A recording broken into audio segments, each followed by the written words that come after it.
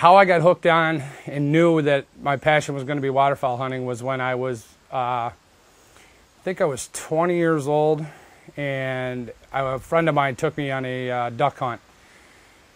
And I've seen ducks, you know, on the marshes and the swamps and everything else. And the day that we went, we probably had 75 to 80 ducks come in, which is not really a big number.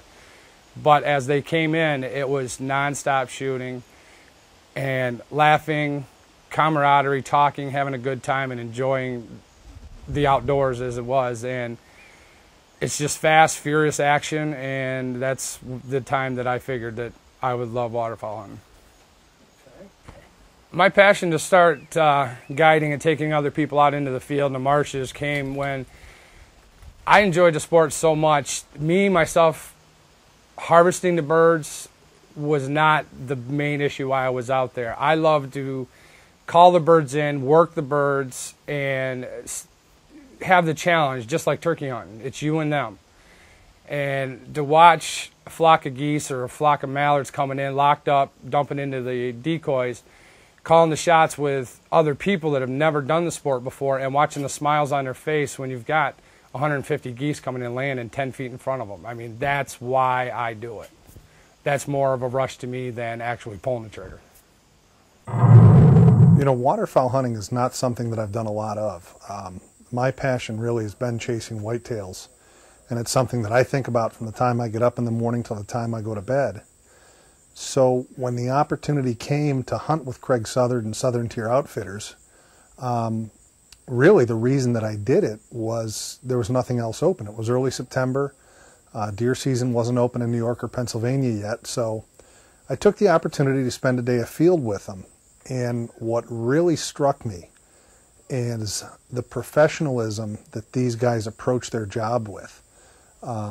Again, for a guy that's as dedicated and crazy about whitetail hunting as I am, never really gave a lot of thought to the fact that there are those out there that have the same passion for waterfowl that I do for whitetail deer, and these guys have it. You know, in the past, the little waterfowl hunting I've done was setting up in a cornfield, throwing out a couple of decoys, and hoping maybe that birds would fly by. And to show up with these guys, where they're putting out decoy spreads, they're paying attention to the wind, they're laying out the blinds in such a way that they're literally looking to drop the birds in a pocket within 20 yards in front of you. And truthfully, when they first started doing this, you know, there's a little bit of skepticism on my part. You're thinking, you know, really? All this for a couple of birds? And then to watch these guys work the birds, not overcalling, playing the wind, moving the decoys, it really was an educational and an enjoyable experience for me. If you book a hunt with me, what you're going to expect to see is we're going to be in marshes, fields, lakes, rivers, hunting ducks or geese, whatever your preference is that you want to do. We will supply you with all the decoys, the blinds. We do all the calling for you. We have dogs. Hunting in the Southern Tier, what's a big draw down here with hunting with us at Southern Tier Outfitters is we have the Allegheny River that runs through probably 43 of the 49 farms that I hunt, and that's a major attraction for the waterfowl in this area. Besides the river, we have numerous gravel pits, which is another one. They're deep well, and it takes a long time for them to freeze up. Cuba Lake is another one of our waterfowl staging areas, as well as Rushford Lake, Almond Ponds, and several other little small potholes here and there. But the main attractant is the Allegheny River holds our birds in this area that keeps us, and the Genesee River too, I must say. We do hunt near the Genesee River, which is also a good one as well. You know, when you book a hunt with Southern Tier Outfitters, options as far as lodging, you can stay in a hotel, or these guys have a beautiful house that you can stay in, and it's not just a rundown cabin. I mean, it's a beautiful home. It can sleep 5 people. It's got a television. It's got gaming systems for the kids. It's got a full kitchen with refrigerator and stove. You've got a gas grill. So you can really come hunt the mornings and enjoy the rest of your time while you hunt with them. On the day of your hunt, they're going to pick you up in the morning, take you to the place or the fields that you're hunting or the streams that you're hunting. They're going to set out the decoys. They're going to lay out your blinds.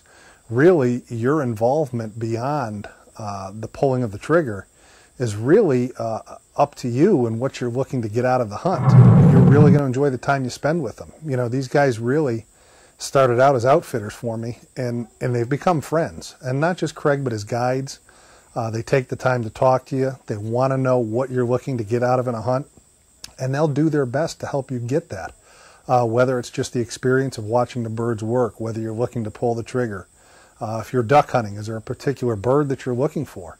They want to know those things, and then they're going to work to put you on them. And, you know, in the state of the economy today, you might not be able to afford that out-of-state trip out west or wherever it is that you might want to go. And here's a guy locally that's not going to break your bank book, but he is really going to put you on birds. If you're really looking to find a quality hunt at an inexpensive price with a group of guys that are a ton of fun to hang out with, Southern Tier Outfitters is the way to go. You know, again, I'll never give up my tree stands and my bows and my rifles. But every year when the opportunity comes to hunt with Craig and the boys, and I'm going to do that, and I highly recommend them.